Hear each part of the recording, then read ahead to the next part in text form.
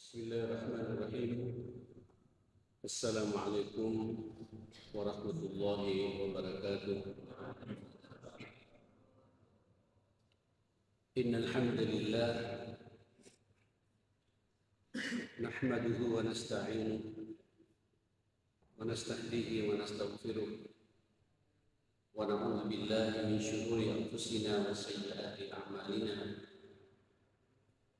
May yahdihillahu fala mudilla lahu wa may yudlil falan tajida lahu waliyyan mursyida.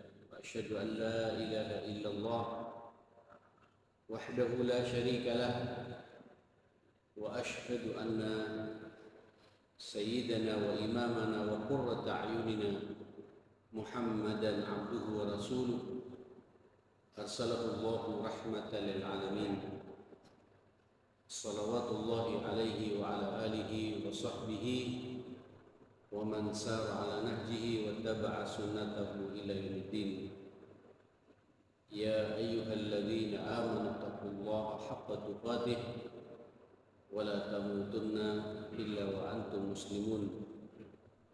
Rabbi shrah li sadri wa yassir li amri wahlul 'uqdatan min lisani yafqahu qawli, amma ba'd. Hadirin jamaah salat subuh yang dimuliakan Allah, hari ini kita sudah memasuki hari yang ke-11 bulan Rabiul Awal, dan insya Allah besok kita sudah masuk hari yang ke-12. Biasanya kita ini kalau sudah masuk bulan Rabiul Awal, khususnya besok tanggal 12, langsung pikiran kita teringat akan sejarah manusia besar, manusia mulia, manusia agung. Itulah Rasulullah sallallahu alaihi wasallam. Mulia karena memang yang memuliakan beliau ini Allah langsung subhanahu wa ta'ala. Manusia agung karena memang yang mengagungkan juga Allah. Manusia besar yang membesarkan juga Allah subhanahu wa ta'ala. Ini bukan bahasa saya dan ilustrasi saya, tapi terlalu banyak di dalam Al-Quran Allah subhanahu wa ta'ala membanggakan manusia yang satu ini, manusia yang sangat terhormat, mulia dan agung ini. Itulah Rasulullah sallallahu alaihi wasallam. Saya jadi merenung kenapa pula besok para atas ijtihad ulama-ulama kita, para kiai kita menjadikan hari libur nasional supaya kita semua memanfaatkan momentum tahunan ini untuk sedikit melihat sekaligus mengevaluasi diri, bagaimana kehidupan kita ini, apakah sudah mengikuti kehidupan kebiasaan yang telah dilakukan oleh Rasulullah sallallahu alaihi wasallam. Laqad kana lakum fi Rasulillahi uswatul hasanah. Sungguh buat kalian semua, kata Allah Subhanahu wa taala, buat kita para manusia ini, pada sosok pribadi Rasulullah ada teladan yang sangat baik. Uswah dalam memelihara iman ini, uswah dalam ibadahnya, uswah dalam dakwahnya, uswah dalam jihad dan perjuangannya, uswah dalam muamalahnya, uswah bagi kita semua bagaimana menjadi seorang bapak dari anak-anaknya dan seorang suami terhadap istrinya, uswah dalam interaksi sosialnya. Itulah Rasulullah sallallahu alaihi wasallam uswah hasanah bagi kita semua. Ini kajian tazkiyah. Saya mencoba dengan pendekatan tazkiyatun nafas. Maka wajar para ulama mengatakan zakkallahu lisan. Allah mentazkiyah lisan Nabi ini. Lisan Nabi ini ditazkiyah oleh Allah. Faqala, kemudian Allah berfirman mengatakan wa ma yantiqu 'anil hawa. Apa yang diucapkan oleh Muhammad itu tidak berangkat dari hawa nafsunya. Ini sekaligus jemaah sekalian, dia jadi contoh buat kita. Kita ini setiap berbicaralah dengan pembicaraan yang memang diarahkan, dicontohkan pula oleh Rasulullah Sallallahu Alaihi Wasallam yang tidak berangkat dari hawa nafsunya. Muslim pengikut Rasulullah setiap dia berbicara itu selalu berpikir, pembicaraan saya ini bermanfaat tidak buat diri saya dan buat orang yang mendengarkan pembicaraan saya ini. Pembicaraan saya ini, omongan saya ini, kata-kata yang saya keluarkan dari mulut saya ini, tahu tidak dengan siapa saya berbicara, kepada siapa saya berbicara, di momentum apa saya berbicara. Itulah Rasulullah Sallallahu Alaihi Wasallam. Nabi tahu betul Pak, bagaimana ketika berbicara dengan orang-orang pembesar Quraisy, orang-orang terhormat. Nabi juga tahu bagaimana ketika dia berbicara dengan kalangan ibu-ibu. Nabi juga tahu bagaimana ketika dia berbicara dengan kalangan budak, ashabus suffah, orang-orang yang hidupnya di emperan masjid itu. Nabi juga tahu bagaimana ketika berbicara dengan anak-anak muda dan anak kecil. Itulah Rasulullah SAW. Dan bahkan terlalu banyak arahan Nabi kepada kita untuk menjaga mulut ini, menjaga pembicaraan ini. Yang lain dimuliakan Allah Subhanahu wa taala. Apa kata Rasulullah? Man kana yu'min billahi wal yaumil akhir, barang siapa beriman kepada Allah, dan orang itu beriman kepada hari akhirat, artinya punya orientasi akhirat, di akhirat ingin masuk surganya Allah Subhanahu wa taala, falyaqul khairan, hendaklah orang itu berkata-kata yang baik.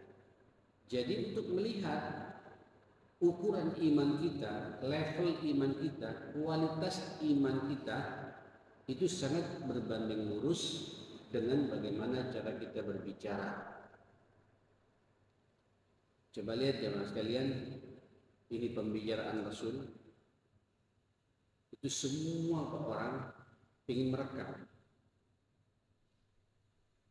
masuk dalam benak mereka dan dihafal bahasa Nabi itu.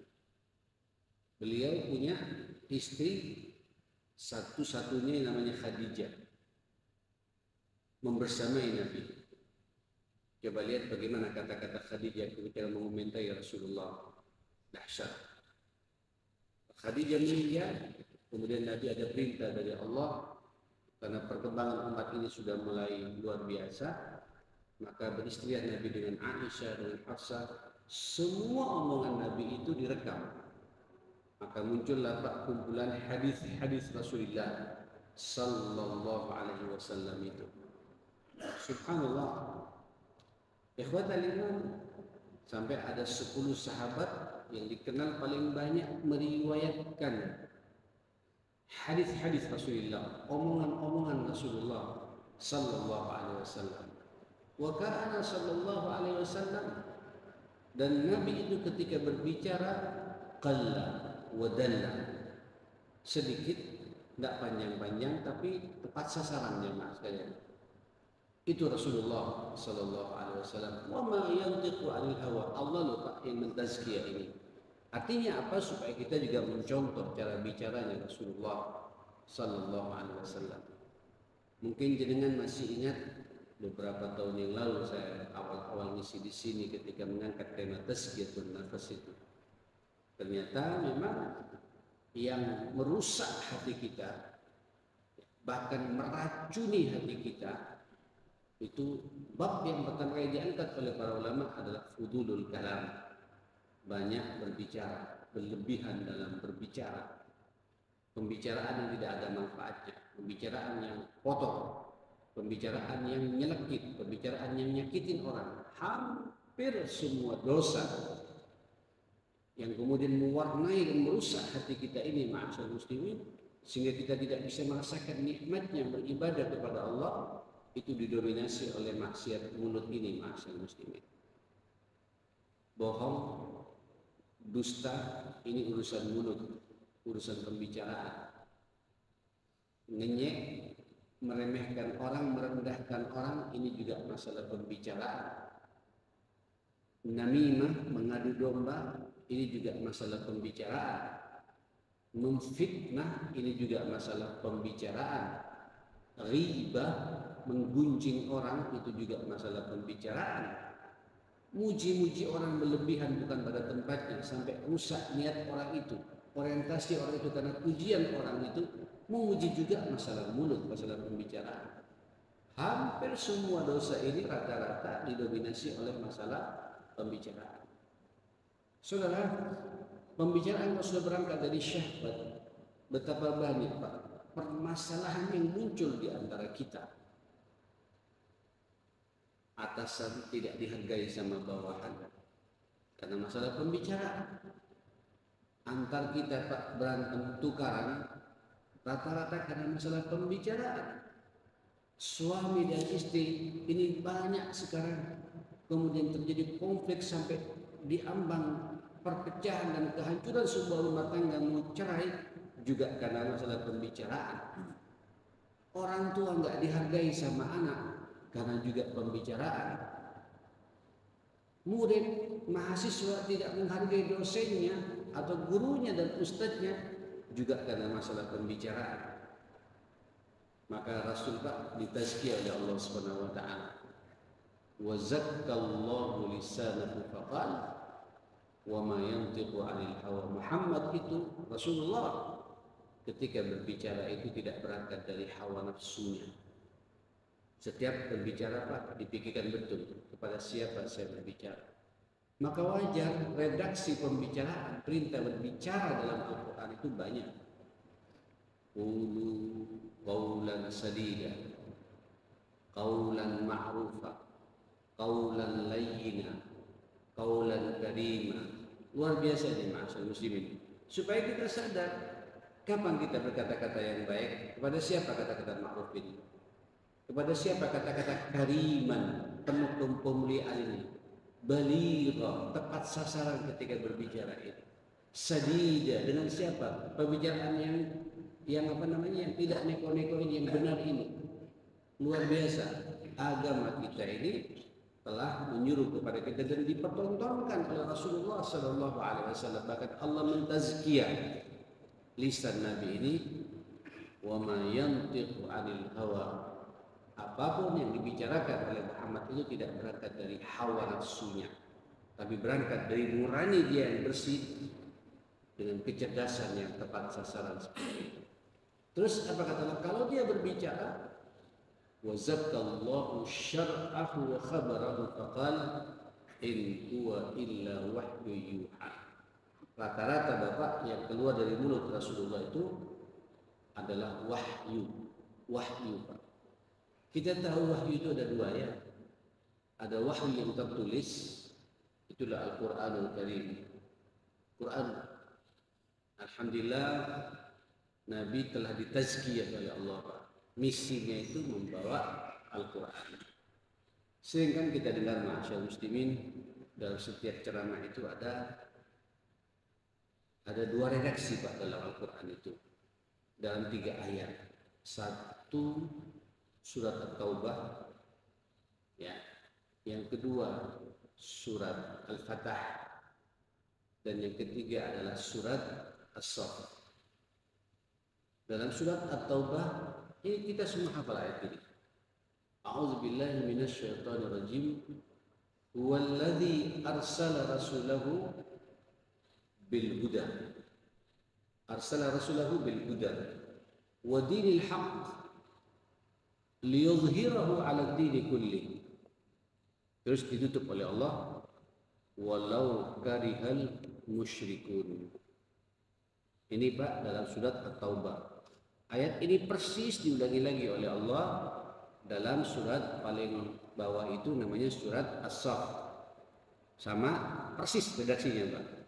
Wallazi arsala rasulahu bil huda wa dinil haqq liyudhhirahu 'ala ad-dini kullihi. Apa kata Allah Subhanahu wa taala? Walau karihal musyrikun. Jadi jemaah sekalian, kalau surat At-Taubah itu ayat 33 ya, 33. Kalau surat As-Saff itu ayat 9. Ayatnya redaksinya sama. Dialah Allah yang telah mengutus Rasulahu, utusannya Rasulullah. Apa misinya jemaah sekalian? Bil huda, membawa petunjuk. Sepakat para ulama, petunjuk itu apa? Al-Quran. Dzalikal kitabu la raiba fihi apa? Hudan lil muttaqin.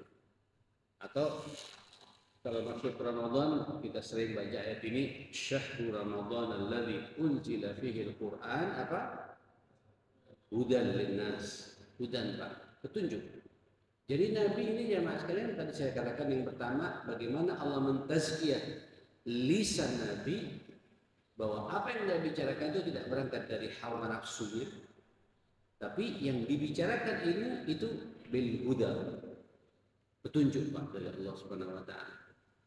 Ya, wallazi arsala rasulahu bil huda zakkallahu lisanahu faqala wa ma yantiqu in huwa illa wahyu yuha. Semuanya berisi wahyu. Wahyu pertama, wahyu tertulis, itulah hidayah kita Pak Al-Quran. Maksudnya apa ini ma'asyar muslimin? Bagaimana interaksi kita dengan Al-Quran ini? Bagaimana kebiasaan kita dengan Al-Quran ini? Nabi itu ya dikali jemaah sekalian. Itu Pak tadarusnya langsung dengan Jibril. Ya, Jibril langsung memantau ya jemaah sekalian.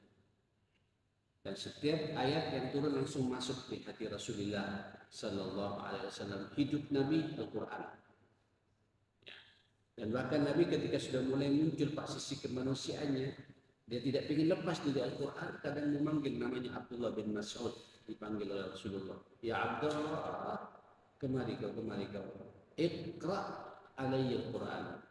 Bacakan kepadaku Al-Quran ini.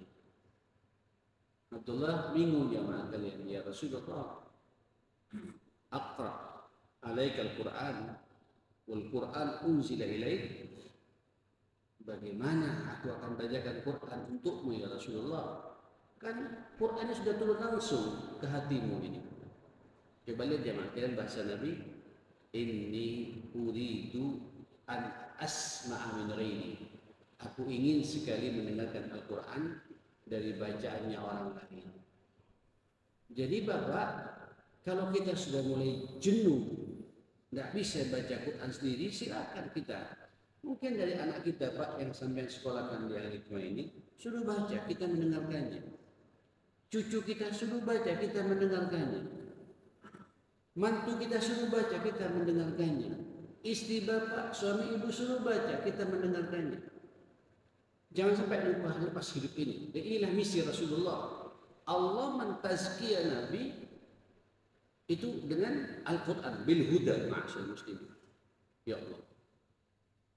Saudara, saya sering menyampaikan Al-Quran ini hidayah, petunjuk dari Allah. Artinya, kalau sampean sudah mendapatkan hidayah melalui Al-Quran ini, fala mudhillalah. Hidup kita tidak akan disesatkan oleh Allah Subhanahu wa taala. Jadi kalau sampean ingin hidup tenang, terarah hidup kita ini, akrablah dengan Al-Quran. Bacalah Al-Quran. Itulah misi utama Rasulullah. Al-Quran ini Pak tidak hanya hidayah tapi juga tibyan wa bayyinatin, ada bayyinah Pak, menjelaskan detail, sangat detail rincian hidayah yang sampai cari. Subhanallah. Allah alam, saya kok merasakan kalau saya pribadi Pak. Kadang-kadang kita ingin menyampaikan hidayah kepada mahasiswa. Coba Pak sampai mukadimah dengan baca Al-Quran. Termasuk saya tadi ngaji di sini Pak. Baca ini sekarang kita pengajian ini. Saya alhamdulillah tadi jamaah sekalian duduk habis salat sunnah 3 surat saya baca. Yasin saya baca. Kemudian Ad-Dukhan saya baca, Al-Waqi'ah saya baca. 3 surat. Dan saya bertawassul pada Allah Subhanahu wa taala, lancarkan pengajian saya pada pagi hari ini. Dahsyat, diberi hidayah, diberi petunjuk, bahkan detail Allah memberikan penjelasan untuk bisa mendapatkan hidayah yang kita cari itu. Tidak hanya itu, ma'asyar muslimin, wal furqan, apa furqannya sekalian? Dengan Al-Quran ini jenengan bisa mendapatkan suasana pembeda. Tahu betul dalam hidup ini Pak, mana jalan ke surga, mana jalan ke neraka. Mana yang baik dalam hidup ini, mana yang tidak baik dan buruk dalam hidup ini. Mana yang hak, mana yang benar, dan mana yang batil. Subhanallah. Mana yang halal, mana yang haram dengan Quran. Allah Akbar. Diberi penjelasan oleh Allah Subhanahu wa taala. Sampai Pak mau ke Jakarta, mau berbisnis, ada tawaran dari teman-teman, cobalah Pak, selama perjalanan sampai baca Quran. Itu arahan hidup oleh Allah, bayinahnya dijelaskan oleh Allah, bahkan tahu nanti Pak, mana pengusaha relasi yang kemudian akan diberi penjelasan sejelas-jelasnya oleh Allah Subhanahu wa taala, yang akan menipu kita atau tidak menipu kita, diterangkan semuanya oleh Allah Subhanahu wa taala. Inilah dahsyatnya Al-Quran. Ada hidayah, ada bayyinah, ada furqan. Quran itu juga apa jamaah sekalian? Ada nur, nur. Tahu nur jamaah sekalian, cahaya. Orang kalau baca Quran pasti terang hidupnya, tidak akan gelap. Terang Pak hidupnya. Tahu betul kehidupan ini, masyaallah muslimin. Mau kemana? Apa tujuan hidup kita ini? Nur, tidak akan gelap hidup ini, masyaallah muslimin. Quran itu juga rahmah dan syifa dan obat, dan ada cinta dari Allah Subhanahu wa taala, ada kasih sayang dari Allah Subhanahu wa taala. Allahu akbar. Wa nunazzilu minal Qur'ani ma huwa syifaa'un wa rahmatun lil mu'minin. Allahu akbar. Dan sengaja kami turunkan Al-Qur'an itu ada obat. Obat apa jemaah sekalian? Obat pikiran yang lagi galau, yang lagi sumpah, tidak bisa berpikir tenang. Obat hati yang lagi gelisah, merasa banyak masalah, tidak tenang hidup ini, baca Al-Quran. Termasuk juga obat fisik, masyaallah muslimin. Fisik Pak, sampai kalau lesu-lesu, capek-capek, baca Al-Quran. Muncul semangat, masyaallah muslimin. Subhanallah. Wa syifa'un wa rahmah. Ada rahmat, ada kasih sayang, ada cinta Pak. Sampai mendapatkan cipratan cinta dan kasih sayangnya Allah Subhanahu wa taala. Orang kalau sudah baca Quran pasti lembut hatinya, masyaallah muslimin. Orang kalau sudah baca Quran Pak tidak ngamuan. Orang kalau sudah baca Quran Pak teratur apa yang dia bicarakan. Penuh rahmat, penuh cinta kepada Allah, dari Allah Subhanahu wa taala. Diberikan pula kepada orang lain. Coba sampai nanti Pak buktikan di lapangan. Kita sekarang orang tua ya, terkadang ada gesekan nanti dengan mantu. Gimana cara yang pas saya berbicara dengan mantu? Muqaddimahi dengan baca Quran. Baca Al-Quran. Itu nanti ngomong dengan mantu, dengan anak, itu bahasa cinta. Dan anak juga menerima dengan bahasa kita Pak, juga dengan penghormatan kepada kita. Cinta pula. Merasa mereka diperhatikan oleh kita. Tidak ada ketersinggungan dari kita. Itu dasarnya Quran.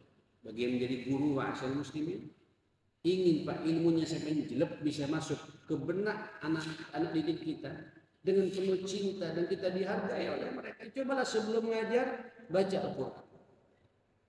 Saya sering menyampaikan di mana-mana ma'asyar muslimin, kita sedang mencontoh Rasulullah sekarang ini Pak. Yang rapat Pak, rapat perusahaan, rapat di kantor, ketika sampean tahu Pak, semuanya yang rapat ikut rapat ini muslim semua Pak. Sebelum berbicara apa-apa, berbicara sampai dengan Allah. Baca Al-Quran. Sebelum rapat dibuka, dimulai Pak, baca Bismillah, kemudian baca Al-Quran. Allah Akbar. Saya jadi teringat dulu, kenapa ada beberapa dosen Pak, dan ini dosen semua dibanggakan oleh seluruh mahasiswa kita. Saya masih ingat namanya